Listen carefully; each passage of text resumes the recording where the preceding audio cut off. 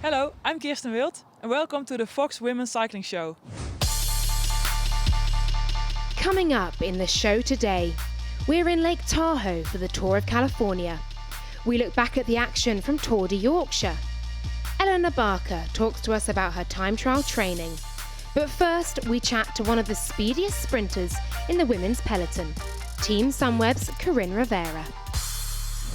I started riding when I was about 9 years old, so my dad was kind of always on two wheels. He used to race motocross, he raced downhill mountain bikes, and I kind of was old enough to come into the fold when I was about 9. And then I did a one-lap kids race at Redlands Classic, so it's kind of a bigger US race. And I won that, and then I did that race again the next year. And then I fell in love, but I couldn't wait every year for this one-lap race. And so that's when we got a racing license. And then I started doing, local races, and then went into state championships and national championships. And yeah, the rest is kind of history. No, I think when I was 9 years old, I would never imagined having accomplished what I have with the 71 national titles and 2 World Tour wins and being in the leader's jersey.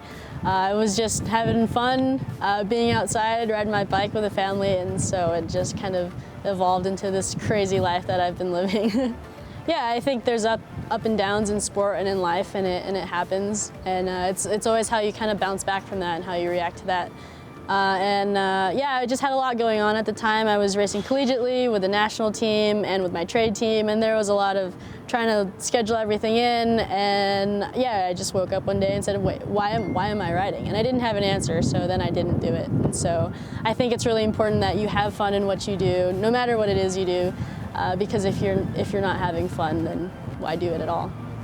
Yeah, I took some time off the bike, and then I helped the Marian University cycling team during the track season, and so I kind of got the other side of the sport and helped in that sense.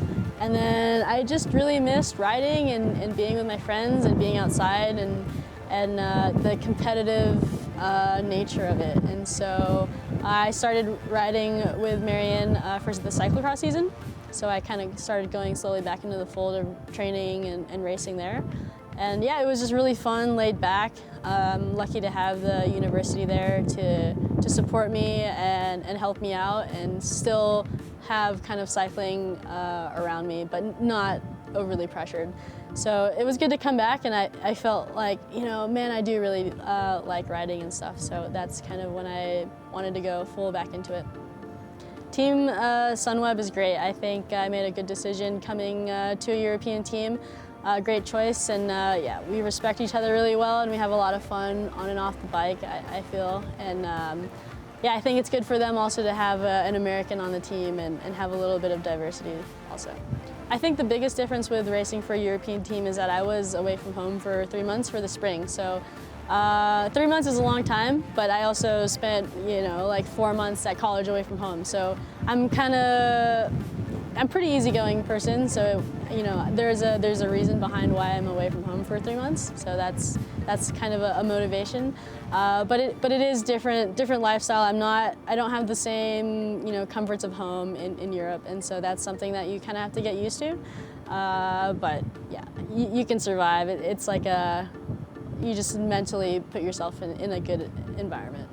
I find that I can't find any real bacon in Europe. I struggled with that, and that's something I really enjoy during my breakfast every morning. So I had my dad and my boyfriend put 4 packets of bacon in a cooler, and they came over to Europe with it. I think, especially for this season, I think staycations are cool. I think being at home and doing normal stuff is actually really nice, and settling into a routine just because I'm away from home for so long. But yeah, definitely, I like to go bowling every now and then. Bowling's kind of a thing. Am I good? Not really. Usually, like the first game I'm good, and then it starts going downhill from there. So the cycling arms aren't really the strongest, I think. But I like to go surfing every now and then in the off season, if the snow's nice, I snowboard as well. So yeah, I do a lot of other things outside in cycling, but relaxing I really find nice, especially by the beach. Clear blue skies and snow-tipped mountains mean one thing and one thing only. Yes, we're back at Lake Tahoe for the Amgen Breakaway from Heart Disease women's race, empowered with SRAM. Last year, Megan Garnier took the victory in the Women's Tour of California for Bowles-Dolmans. But who will reign supreme this year? Let's find out. The first stage in the beautiful Lake Tahoe consisted of one 117-kilometre lap around the lake, with the first categorised climb at Emerald Bay, a sprint into Homer, before the final QOM climb up to the finish line in South Lake Tahoe. 95 riders took to the start line for the race.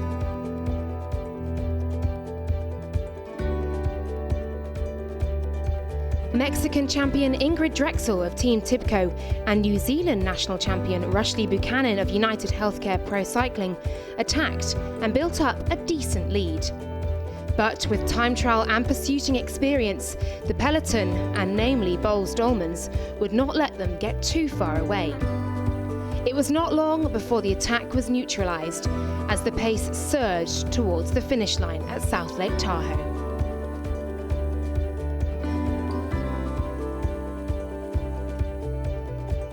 It was a tactical masterclass from Bowles-Dolmans as Olympic champion Anna van der Breggen attacked, with reigning Women's Tour of California winner Megan Garnier on her wheel.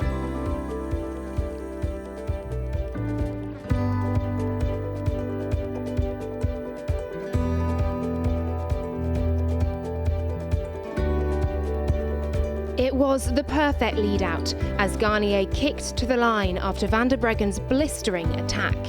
Despite a difficult spring, struggling with the aftermath of a nasty concussion, the reigning US champion demonstrated she's coming back into some form.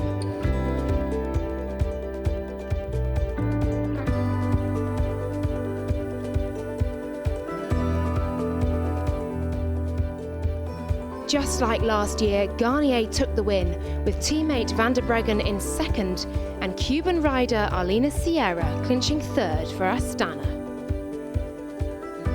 And with that win, Garnier picked up the yellow leader's jersey, just 4 seconds ahead of her teammate. I'm proud to be here. I'm proud to have finished it off for all the hard work that my teammates did for me today. The fitness progression is continuing, so I'm really happy to be here and happy that's done with. Stage 2 was the Queen stage, with 3 categorised climbs in the 108-kilometre route to South Lake Tahoe. However, the weather was markedly different than Stage 1, with temperatures falling drastically and the riders choosing to wrap up warm.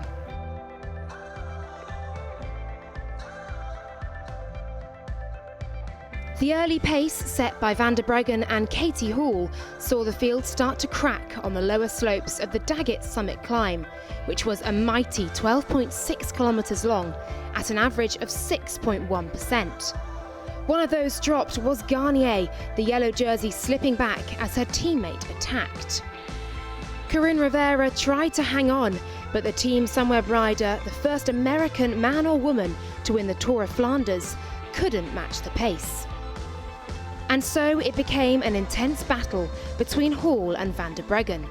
The European champion attacked in what has become a trademark move after 3 wins in the Ardennes Classics.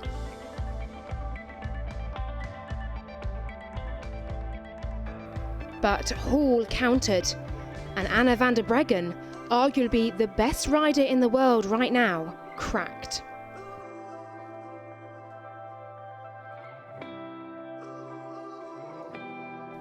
And the United Healthcare rider, on home soil, stormed to the line. And while the win was a certainty, the yellow jersey was not.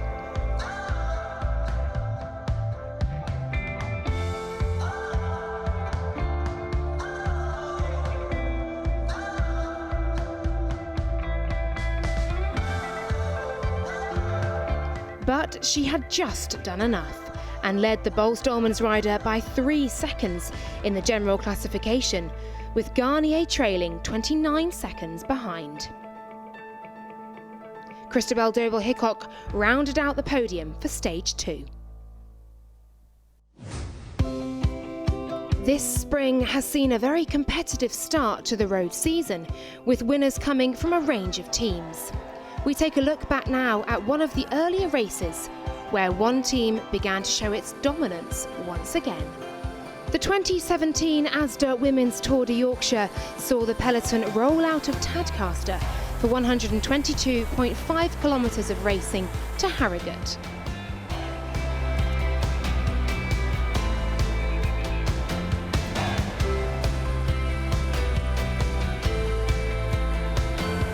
Bowles-Dolmans controlled much of the early pace before Amy Peters eventually escaped in a breakaway of 10 riders, including Olympic champion Danny King. But on the Côte de Lofthouse climb, Anna van der Breggen and Lizzie Deignan bridged the gap. Deignan attacked again on a smaller climb, taking teammate van der Breggen and King with her. With 46 kilometres to go, the leaders had 2 minutes. It was clear van der Breggen was working for teammate Deignan, and the 2015 world champion attacked with 14 kilometres to go, shaking off Danny King. She then had a very simple task, a 14-kilometre time trial all the way to the finish in Harrogate.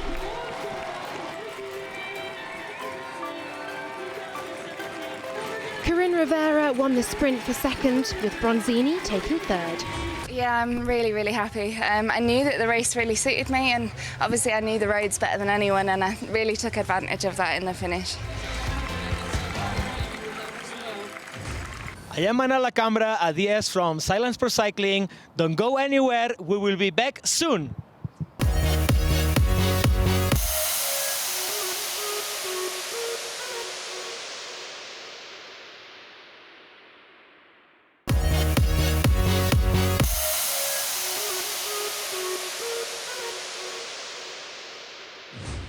Hi, I'm Steph Wyman, DS for Matrix Pro Cycling. Welcome back to the Voxwomen Cycling Show. Olympic champion, world champion and world record holder. But can Elinor Barker claim the world time trial title? We're here in France with Matrix Pro Cycling to find out how her training is going. I feel like I've been incredibly supported this year. I first approached Matrix about changing my goals and maybe having more of a TT focus probably almost a year ago now. And straight away they were like, yes, great, do it. Really supportive, put a big plan together for me, got in contact with Specialized for me because they knew that was the bikes that I wanted to ride. Started looking at the course and when we could get out and have a look at the course for the first time, and just so many things that I maybe hadn't even fully thought through yet, they were just on it straight away. And British Cycling was a similar thing, really. The first meeting that I had with them after Rio, I said, I'm thinking about the next year. I was kind of seeing it in a year of 2 halves. So I've got half leading up to the points race at Worlds, and then the other half from April to September leading up to the time trial. And they just said, yeah, great, we'll completely change your training. And this is going to be it. Yeah, this can be your goals for the next year. Don't worry about team pursuit. Don't worry about having any kind of ties to the team. You just go and do what you need to do. A lot more road, quite a lot more road, but not hugely training that much. I've definitely got more hours in, but I'm still in the gym. I'm basically just replacing track sessions with longer and more specific road efforts. I think it's going to be a really big challenge. I've absolutely no idea where I fare against any of the rest of the world because it's been a couple of years since I've raced a time trial at all. So I don't really know where I'm going to be, which is pretty exciting though, I think, because it's just a completely new thing for me. Obviously I did a lot as a junior and I've done some stuff as senior and road nationals the last few years, but I've never really specifically trained for it or really been as dedicated as I think I'm going to be this year.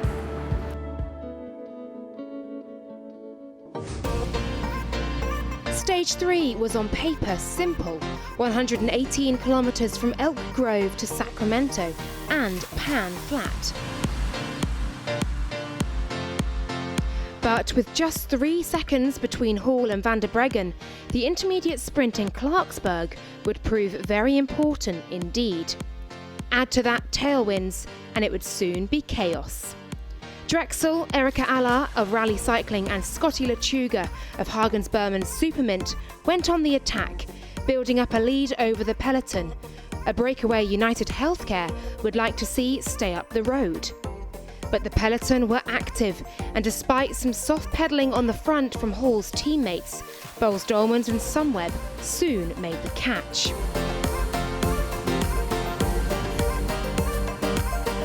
With just 3 seconds to make up, Van der Breggen, who admitted before the stage she was nervous at the prospect of being a sprinter, had all of her teammates, including Garnier and Luxembourg national champion Christine Majerus, around her. Cuban rider Sierra led the sprint out with Van der Breggen on her wheel, as United Healthcare failed to make it into the mix. Sierra picked up maximum seconds, Van der Breggen picking up 2 seconds, and Danny King of Silence Pro Cycling picking up 1 second. Mandy Heinz of Visit Dallas DNA Pro Cycling launched an attack soon after the intermediate sprint. The 35-year-old was a surprise 3rd place at last year's US National Road Race. But her attack was short-lived, and it all came back together for a sprint finish in Sacramento. With 1.5k to go, Silence Pro Cycling sprinter Kirsten Wield, undoubtedly one of the hot favourites for the stage, suffered a hugely frustrating mechanical, taking her out of contention. The teams jostled for position with 1 kilometre to go, and it was Team Sunweb's sprint train racing for Coryn Rivera, who looked the strongest. Other sprinters to watch out for: Cuban rider Sierra, and of course Wiggle High Five's double world champion Giorgia Bronzini.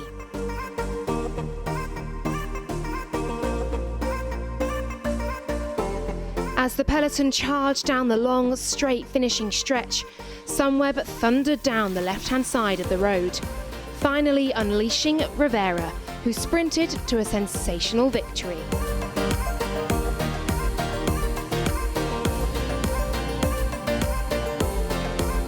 Sierra continued her fine form, finishing 2nd, while Bronzini picked up 3rd. How much does this mean to you to win here on home soil? It means a lot, and the pressure was on. It's home soil. I have to turn up, and luckily I did, and I owe it all to the girls because I really couldn't have done it without them. And what does it mean as well? Your family's here, your boyfriend's here, to race and to win in front of them. Yeah, it's super cool. I guess they're kind of my lucky charm because they were around at Flanders too. So it's good to have them around here and show them that I can still do it. Hey, I'm Lauren Rowney, and I'm here at the Amgen Tour of California. Previously, I was a bike rider, but this year I'll be taking on a different role at the race.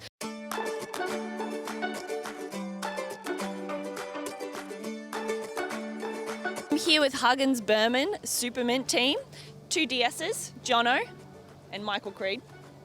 And I'm going to try to be a Swanee for the day, so let's see how it goes. What's up first? Ooh, don't stick me! Oh yeah.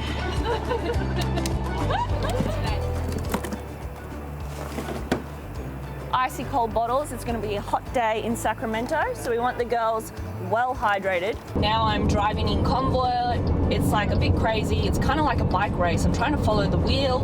I'm right at the back of the peloton. It's not an ideal situation.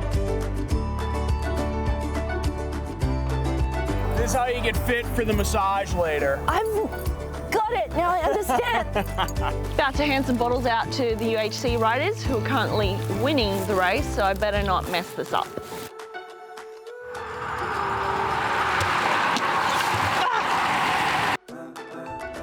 This is amazing, look at all this food. Well, Lauren, that's 24 hours of being a staff member. As you know, we've got 1 spot left in the team. Do you want to suit up today? All right, next role for the day.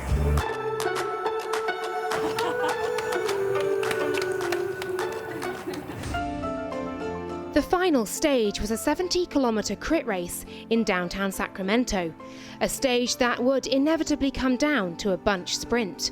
But again, with Van der Breggen just 1 second behind leader Hall, the intermediate sprint on the 15th crossing of the finish line would be crucial.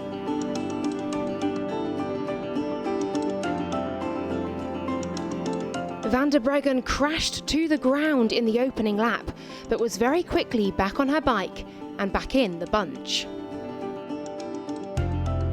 Despite United Healthcare's best efforts, they could not stop Van der Breggen and Boels-Dolmans picking up another 2 seconds, and with it, the GC lead. Bronzini won the intermediate sprint, while Sierra once again featured to cement her lead in the sprint competition. With just a 1 second deficit to claw back, United Healthcare had to get something from the final sprint, as Taylor Wiles yet again toiled on the front. Wield, looking to make amends for a frustrating mechanical, unleashed her powerful attack in the final straight on what was a chaotic bunch sprint. But against the odds, and with just 2 teammates for the entire race, two-time world champion Bronzini clinched stage victory on the line with a blistering attack from Wield's wheel.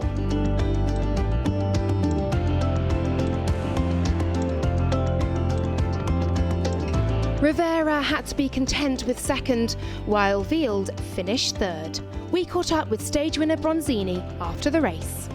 Well, it was a bit tough final. A lot of chaos in the end, but I find a way to sprint in the last, I think, 50 meters I came out. And I really need to thank my 2 mates. We are really a smaller team here, but we show that we can be stronger. And I have these 2 angels, Emilia and Audrey, next to me, and I did for them too, because they put all of them power to try to stay next to me. Overall, with the heart. And so another World Tour win for Anna van der Breggen and Boels-Dolmans, but heartbreak for Katie Hall, who lost the title by just 1 second. I know, it's crazy to win this stage race within 1 second, so it was a tough fight, and Katie did a really good job. I mean, getting the seconds back was really hard, and it's crazy that a stage race like this goes about seconds. So in the beginning we didn't mind the second sprint, the intermediate sprints, but now it was totally, we were going for it, and I absolutely could have not won this stage race without my team. They were so amazing today, and I almost peed in my pants that I had to sprint here, and it was scary, but I'm really happy I could take the seconds. Van der Breggen also moved into the UCI Women's World Tour Leaders jersey and won a car. What a stunning race we've had here at the Amgen Women's Tour of California. 413 kilometres raced over 4 days, and it all came down to just 1 second. Anna van der Breggen of Boels-Dolmans stormed to victory ahead of Katie Hall of United Healthcare Pro Cycling, and with it became the UCI World Tour leader. From all of us here in Sacramento, goodbye. Join us next month when we'll be back in Europe for more from the Women's World Tour as the season heats up as we progress into the summer stage races.